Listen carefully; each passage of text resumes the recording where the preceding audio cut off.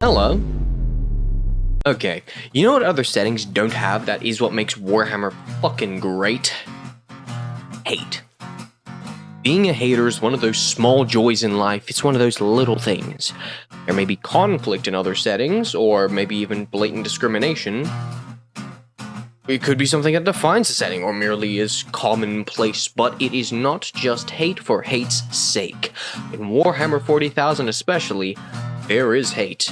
The forces of Chaos hate the Imperium for lying to them. The Imperium hates the forces of Chaos because they're all traitors. All the aliens hate humanity because they stake their claim to the galaxy, and humanity hates the aliens because they look wrong. But no 40k faction does hate quite like dwarves do, and that's why 40k brought them back. This video will be discussing the little amount of lore that exists for the Leagues of Votann, as well as their rules. If you enjoy this content, please feel free to leave a like on this video, as it will be a tremendous help in the YouTube algorithm. And if you want to keep up to date with this crap, please feel free to subscribe. And if you think that you can rival this absolute Chad in being the Ancestors' most hateful dwarf, please feel free to leave a comment. I will hopefully make another Eldar video soon so we can more correctly discriminate against them and their goofy knife-eared kin. Moving on, we all know that the shorter a person is, the more anger they have pent up inside of them. The relative dissatisfaction in comparison to the average height of the current demographic around them. Thus, the greater the difference between them and the average height in the room, the angrier and more powerful they become. But if you do suffer from male tininess syndrome and do not stand at 6 foot or taller, like myself, do not fret. I am here to bring the wrath of all below expectation height men to the foe, as not only am I not 6 foot, I'm actually 5'11", which in the unlikely event that you are not a man and you are watching this video is the worst height to be, as I am forever in a paradoxical state of both too tall and not tall enough. I am both too tall to be a short king and not tall enough to be a tall king, and so I will stand with my dwarven brothers as the tallest dwarf and lead the charge against the vile, slender, pointy, roofing motherfuckers. Very much like the Leagues of Votann. Their lore is interesting and a tad bit sad, so I will try my best not to cry while explaining their strife. Prior to the discovery of the Leagues, there existed the Squats in the 40k setting. However, the Squats were killed off soon after Rogue Trader, as GW decided that dwarves were not fit for sci-fi, which is the IRL reason. They just weren't that popular. But in the lore reason is that the Tyranid High Fleet of, we don't know, ate them. During that time, in which, before, annihilation, they lived within the Imperium and served as an extended branch of the Astra Militarum, I think. I don't know too much about the Squats, as they were killed before I was born, but that won't stop me from loving them anyways. Now in the 42nd millennium, the Squats are returned as the Leagues of Votann and live within the Galactic Core, doing the Ancestor Cores proud and protecting their own. But before Squats or Leagues of Votann even existed, these space dwarves used to be human. Long before the Age of Strife, and likely during the Age of Technology, mining explorers and settlers left the safety of the Sol system and reached out for the stars, and eventually became known in the Leagues of Votann current beliefs as the First Ancestors. The First Ancestors reached out to the galactic core of the Milky Way in their incomprehensibly advanced starships, backed up with their powerful artificial intelligences, which would become known as the Votann Ancestor Cores.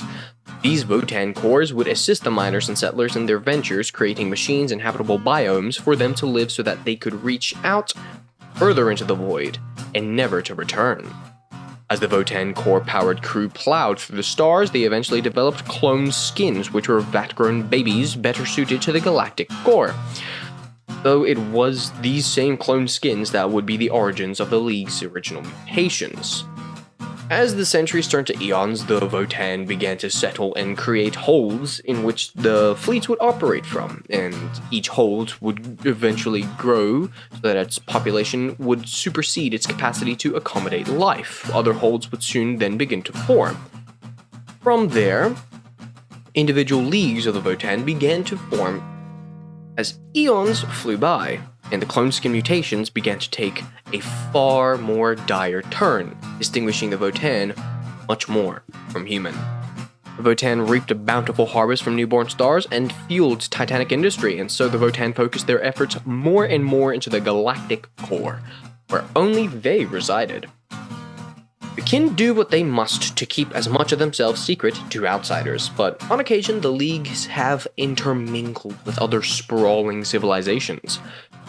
Though by that time, even with their innate resistance to the touch of the warp, the former humans now were far shorter in stature with rougher skin and tougher bodies, the gravity and harsh environments of the galactic core favoring these mutations through the generations.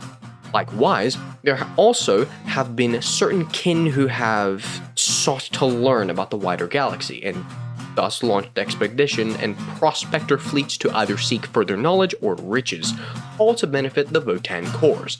Leagues of Votann, although, are a varied bunch with an extremely reserved set of beliefs, at the same time being curious and pioneering explorers, and all know that secrecy is the best tactic to survive against the greater empires in the borders of the Milky Way, and that revealing those secrets to those same empires would have disastrous consequences to both the existence of the race and the holds and the AI cores. Okay, backstory's done, out of the way. Now we can talk about how the Votann are just cave-dwelling hermits that rarely interact with anything outside the galaxy. They also have some of the best technology compared to anyone else in the galaxy, but the point is not many people know that. The Votann have fought particularly against the orcs, and do see them both as, barbaric savages, but also as a curious phenomenon. That shouldn't be much of a surprise though, as the orcs are fucking everywhere, so Another race that the Votann have had to deal with is the Necrons, since a lot of them are still sleeping in their tomb worlds, and there very much are tomb worlds in the galactic core. But most interestingly of all, the Votann have met the Tyranids, and have their own name for them, the Bane. But the kin also have encountered chaos within the galactic core, so, have had a wide variety. The opening of the Great Rift particularly fucked up the Leagues of Votann, as yes, the galaxy was split in half, but guess who's right in the goddamn center of it? Multiple warp storms opened up within the galactic core, which both severed trade routes and annihilated tons of Votann holds, resulting in the single greatest catastrophe of the Leagues of Votann. Now that a major portion of the supplies in society are fucking gone, they had to actually start moving outside of the galactic core and interact with all the assholes that live out there. Now, I've mentioned the Votann cores and the kin, but I haven't actually given any useful information about them, so let's fix that. The Votann cores are pretty much AI STCs that went with the first ancestors into the galactic core, which, if you've been around the 40k setting long enough, you will have heard of the term STC. An STC stands for Standard Template Construct, and they serve as a kind of blueprint/robot to create ancient god machines for all sorts of fucking things. STCs very rarely are whole, and so STC shards are most often found as the races of the 40k setting move around the galaxy. The Adeptus Mechanicus and the Imperium, as well as the Dark Mechanicus, understand the immense value of STCs and will reward people who find STCs, and the most useless of them, like part of a fucking toaster STC, with entire worlds or star systems. And this is just for fragments of STCs. The Leagues of Votann not only have STCs, but they have whole and active STCs that are still learning and creating new shit for them to use. These whole STCs are the Votann cores, which both exist to serve the Leagues of Votann and are a part of and lead them. The kin, on the other hand, are the actual dwarves and AI robo-buddies that work for the benefit of the League. Leagues of Votann don't hate AI like the rest of the Imperium or Chaos, so they not only use AI but integrate AI into their society, treating them like actual people with wants and needs. These AI are men of iron, but also are recognized as kin, like the flesh and bone dwarves. With that out of the way, let's cover some Votann leagues. The Great Arthurian League is the Ultramarines of the Votanns, the ones you see in the box. Them. They normally have clean white armor with a blue, green, teal colored undersuit, or armor panels depending on whether the unit is more militant or not, Hearthkin and Calls. They adhere mostly to the traditional values of the league, such as trade, mining, and prospecting, but they also are one of the only leagues with a named character, that being Uthar the Destined. Uthar is particularly a special little dude from its creation. The Votann Corps foresaw that Uthar would, achieve a lot of good stuff for the league, and so Uthar was raised to be one of the greatest calls of the Greater Thurian League. Uthar wields a legendary plasma sword known as the Blade of Ancestors, which was a plasma sword made directly by the Votann Corps of the Greater Thurian League. With each passing century, the Greater Thurian League grows stronger, better, and longer than ever before. Next up, we got the Cronus Hegemony. They're the more, aggressive of all the leagues, to put it lightly. They favor combat and warfare over diplomacy or any other kind of problem-solving skill. They exist as a militant state within the leagues of Votann and wield all of their forces with every engagement, sparing not a single kin and no single bullet. The Cronus Hegemony often seek out military engagements among other alien races for two main reasons. One is that they want to fulfill their murder quotas, corn-like, and the other is so that they may achieve greater martial feats of strength and skill to make their ancestors proud. Their garb is black armor plating with yellow undersuits, which is a bit of a banger color scheme, with silver weapon cowls for their guns and cannons. Following the shortest of all the doors, we have the Trans-Hyperion Alliance, the explorers of the Leagues of Votann. They, unlike the Cronus Hegemony, aren't a bunch of murder hobos who want nothing more just to tear apart the tiniest of alien civilizations. Instead, they seek to go out into the galaxy to explore and discover new worlds and prospects. They're the most scattered of all the leagues, having forces and fleets in most corners of the galaxy, and often have the most run-ins with other races and empires, such as the Tau or the Imperium. Their Herrenkin are very well known to have a far more ostentatious and liberal explorer mentality, seeking to push back the veil of the unknown. Knowing that they are far spread, I imagine that they wear bright orange armor with dark gray undersuits to better see their kin in low visibility areas which they may be exploring. That's my personal headcanon, and honestly, I hope it's true because they are one of my personal favorite leagues, as the color scheme is a banger, but also just the attitude they have is relatively quirky compared to pretty much everything else in Warhammer ever, so there's that. Coming in just after that, we have the Urani Surtur Regulates, or the URSR, the Chunky League. They are situated deep within the galactic core, and so are some of the hardiest of leagues. They are the more iron warriors of the leagues, favoring stoicism, self-reliance, and inflexibility in doctrine and determination, which kind of is the opposite of what the leagues value. The Leagues of Votann have survived all manners of warp anomalies, catastrophes, and harsh environments due to their sheer ability to adapt and survive, but the URSR are real bitter pricks who hate change, and so they are resolute and tough as nails. They boast an all-green color scheme with an olive-colored undersuit and a Dark Angel's green armor color. Generally, the theme with the league is Einherjar Hearthguardspan, which is the polar opposite of the Trans-Hyperion Alliance with Herrenkinspan. Coming in last, but strongest, has got to be my favorite color scheme of all the Leagues of Votann, not my favorite league though, the Ymir Conglomerate. They have bright hot rod red plating with a cool black undersuit and some of the damn finest shit I've ever seen in my life. The Ymir Conglomerate have some of the most well-kept and well-crafted gear within all the leagues due to how highly they value good craftsmanship. The Brokir Thunderkin often observe carefully every stage of production to ensure that the best of anything is ever made, whether it be the smallest of plasmodized, largest of fleets, everything is schmack in the Ymir Conglomerate, which generally means that they have some damn good technology and gear, and some damn good sales margins as well. They're often heavily equipped with ridiculous amounts of powerful weapons to absolutely crush and indescribably fuck over their enemies with pristine and tough void armor that can about weather anything. They aren't the URSR though. They don't prioritize toughness, nor are they the Greater Thurian League. They very much are selective of where and when they fight as to best preserve their absolute masterpieces of armor, as opposed to just go out and prospect, cause fuck it.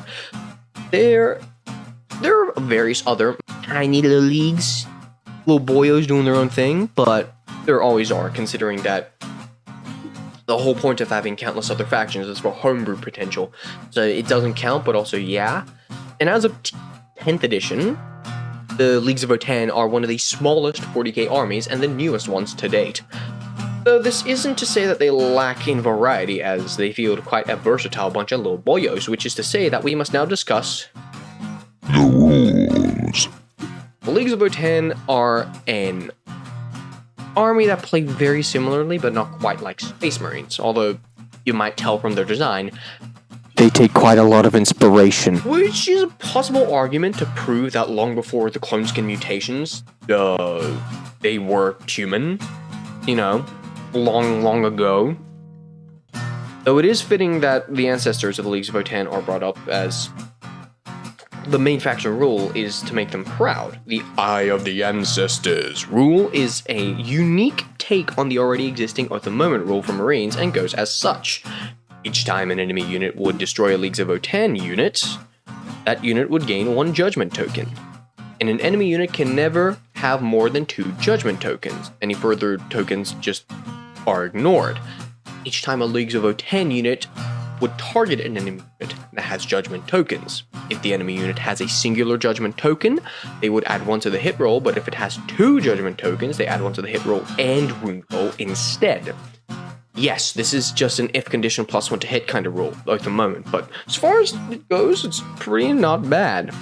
This faction rule ensures that even though they may lose units in your army, multiple units, they will still be relatively okay as it balances out the fight to make it more fair, even as you shrink. In addition to this, their Oathbound detachment also provides the Leagues of Votann with another interesting rule to help them out just a little bit more.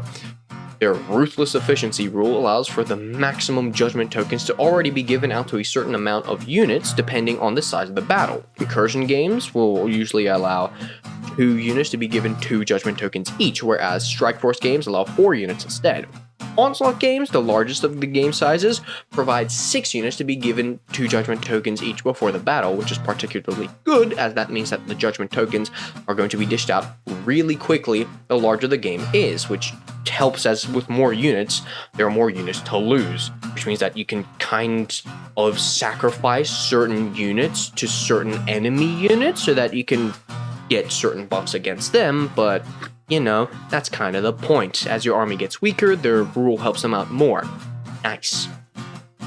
Their units, though, are quite a bit tough, so it might be harder to throw away lives than you think due to just how fucking hardy they are. Starting off with one battle line unit for the entire fucking army. Let's go. Hearthkin Warriors come in squads of 10 equipped with Autarch Pattern Bolters, Autarch Pattern Bolt Pistols, and the mandatory close combat weapon. The squad sergeant, however, is equipped with additional Wayfield Crests, providing him with a 4-up invulnerable save, but not the unit. This unit is ridiculously flexible, since it's the only battle line unit for the army. Being able to have all members replace their Autarch Pattern Bolters with Iron Blasters is a bit of a must.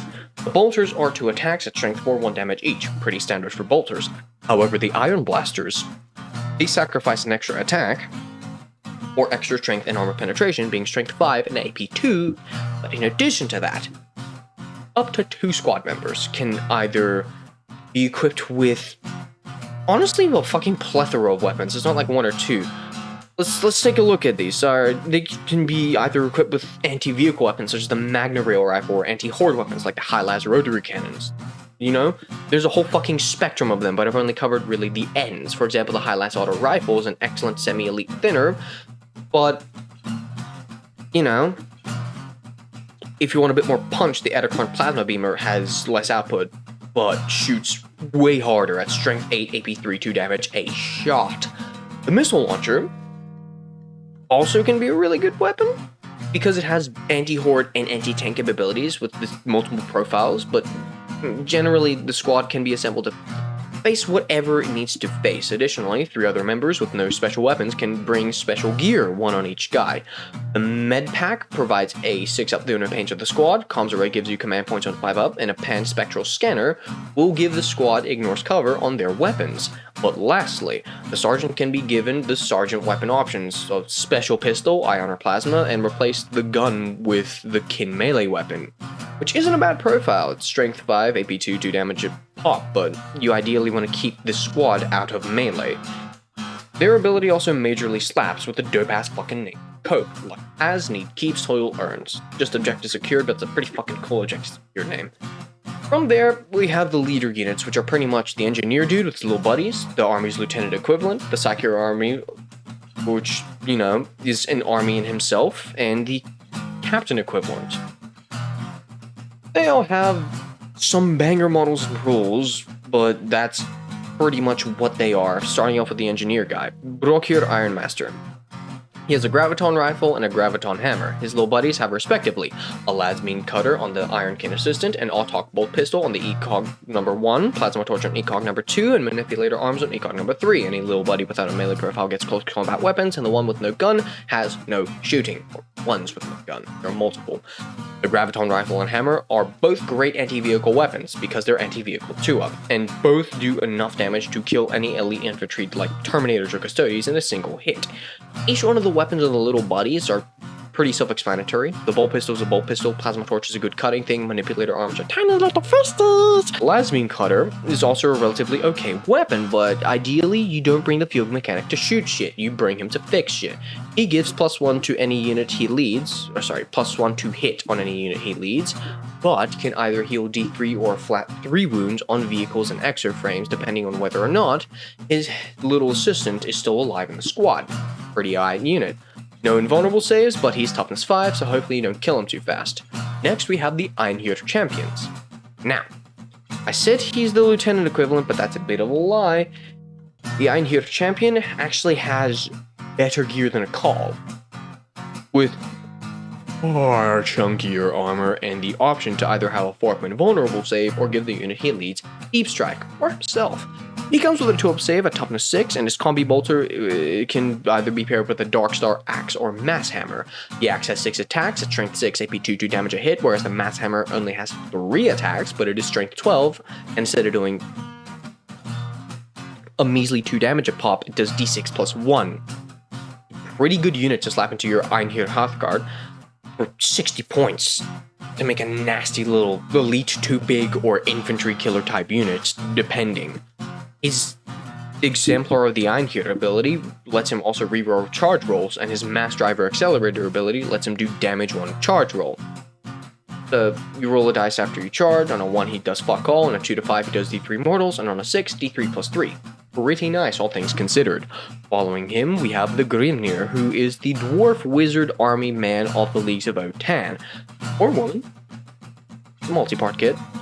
Wielding the Ancestral Wrath psychic spell and her Ancestral Ward Stave, his psychic spell is not bad. By default, it is 3 strength 6 AP 2 D3 attacks, and the enhanced version is 6 attacks instead. However, unlike the Votann shooting, it hits on a 2-up. Pretty good anti-elite or infantry profiles. His Ancestral Ward Stave, however, is quite the weapon. Only a single attack. However, that single attack is strength 7, AP 1, D3 damage, a hit, rolling on 3s or better, which is pretty alright melee weapon. The Grimnir also does not go alone. He has his 2 little cores that are both equipped with Autok pattern bolters and have close combat weapons. His abilities generally make the units he leads better at melee, I'd say. His Fortune spell allows the unit he leads to increase their toughness by 1, and the Grimnir's Regard rule allows the unit he leads to, once per battle, ignore being battle shocked if they fail battle shock. But lastly, there's the Khal, who is pretty much the general leader guy of the army. Khal pretty much is a Space Marine captain. He's got a Space Marine captain loadout, either good bolter or good unique gun with fancy power weapon or power fist, right? Combi bolter hits on 2s, which is very good, but his Vulcanite Disintegrator is really the better weapon, sacrificing 1 less shot for an extra point of strength and devastating wound. The real choice, though, is what melee weapon you're going to give him the call, as his plasma axe, solid strength 5, AP 2 damage, you know, pretty nice, or his mass gauntlet, which doubles the strength at like strength 8 at AP 2 as well, but 3 damage a pop, with 1 less attack and 3 ups to hit. The difference here pretty much sets up the call as either anti-infantry or anti-elite melee leader to attach to a unit. You know, his ranged weapons are literally just 4 bolter shots or the Vulcanite disintegrators, but yeah. His abilities though are pretty good. Kindred Hero allows the unit he leads to have lethal hits on all his weapons, which is particularly good on something like Einhir Hearthguard, as their Plasma Blade gauntlets with lethal hits would particularly fuck over anything that comes into melee range of them, vehicle or infantry. And in addition to that, being able to give a judgment token once per battle round is also pretty good. That being said, the additional equipment options that the call comes with also make a big impact, as you can either bring the Rampart Crest, which gives the unit a 5-up invulnerable save, but he has a 4-up invulnerable save, don't get that mixed up, or a Teleport Crest to give the unit he leads, or just himself or a solo melee character, Hero Hammer style, Deep Strike, which could be very powerful. A couple suggestions that if you attach a call to some Einhir Hearthguard is that you should definitely bring the Rampart Crest with the squad, because the Hesir for the Hearthguard can already bring a Teleport Crest, but don't have a unit-wide 5-up invulnerable save crest, which, if you attach this call to a squad of Hearthkin warriors, you should instead bring the Teleport Crest, because they don't have a Teleport Crest, but the Sergeant already has a 4-up invulnerable save crest, and the call has a 4-up invulnerable save, so yeah. Good luck, you can replay the video if you need to catch up on that. Uthar the Destined can probably get his own video, but I want an excuse to 1, end the video because it's already 25 minutes, and 2, make more Leagues of Votann videos because they're my favorite Xeno faction. They're the most human. Einhir Hearthguard are the elite infantry units of the Leagues of Votann. Each guy has a plasma gun or a Vulcanite disintegrator. Plasma better anti-elite, Vulcanite better anti-infantry, both are good. A grenade launcher, which is an excellent horde thinner, and a choice of plasma blade or concussion gauntlet. The plasma blade has 1 more attack and does only 1 damage, however the concussion gauntlet, 2 attacks, 2 damage. The squad sergeant can bring a big ass hammer that does 3 damage a swing and can really fuck up some people, and you probably should bring it unless you're going to do something that's specifically anti-infantry, which you probably would better have everyone plasma blade gauntlets with Vulcanites, because that's the anti-infantry loadout with that squad. The squad also has a nifty -1 to wound roll for being led by a character, so, you know, use that to your advantage. But the other chunky elites that come here are the Brokir Thunderkin, who are a 3 to 6 man weapons squad with either Big Bolt Cannon, extra oomph heavy bolter, Graviton Blaster, which is a grab cannon with blast, or a Conversion Beamer to remove enemy elite infantry and tanks. They have the nifty rule of shooting overwatches on 5 instead of 6, and a Conversion Beamer always crit hits if the unit's 12 inches or further from the Thunderkin. After that, Harnkin Pioneers? How the fuck do you say that? I said it before. The cool motorcycle gangers of the Votann with Scots 9 and a movement value of 12. Relatively fast, considering it's Votann. They also have the unique ability of going to strategic reserves if they're within 6 inches of any battlefield edge and not in melee.